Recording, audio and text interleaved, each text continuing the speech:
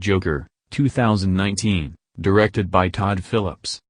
It's just a movie, an imitation of reality, or a representation of a kind of imagined world, a fantasy, sometimes of a specific place like Gotham with original characteristics, or in a sense the stereotypical city having ups and downs, although it's all subjective, especially nowadays, similar to the questioning of what makes a hero and what makes a villain. How Arthur starts off mostly a nice boy, a nice man, the victim of continuously laboring up the neighborhood staircase, his head tilted down staring at his feet, his steps on the pavement, trying to reach the top and all that, then returning to his mother who's either crazy or a victim herself caught up in unfair oppression, psychologically tortured, continuously told the way of events, leaving the audience to question, unless it's an easy answer laid out in the universe of DC. From where these characters are based, but this movie, or film, coming from the cut of a different cloth, it focusing on character, maybe one of the most notorious ones that's led to casualties, while it's still just a movie,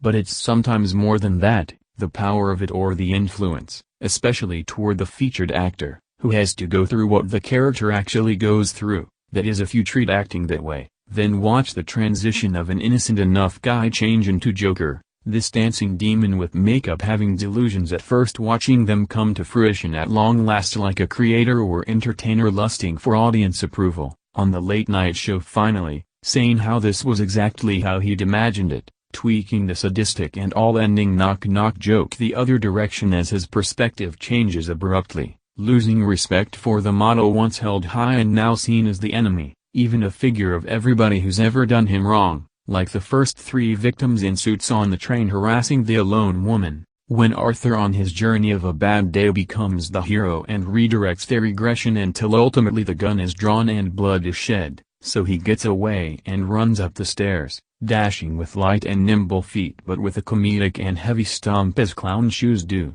the crime event afterwards being featured on television, the glowing source of comfort and longing, the tool which he'll later try to send his message through. But it gets cut and terminated and then picked up by reporters giving their account of the menace, who's in fact a menace, a deranged individual who lost his way, an insane philosopher discussing the nature of comedy, its connection to tragedy, the dynamics there, with hysterical laughing, not knowing if it's an odd crying for help, or even a mask put on, or at least a layer, getting ready for battle, while the other side has got makeup on, too, even if it's light mascara. So it's kind of confusing. While blue and orange mix the whole time with some whites and reds and yellows and an excited downward ballet.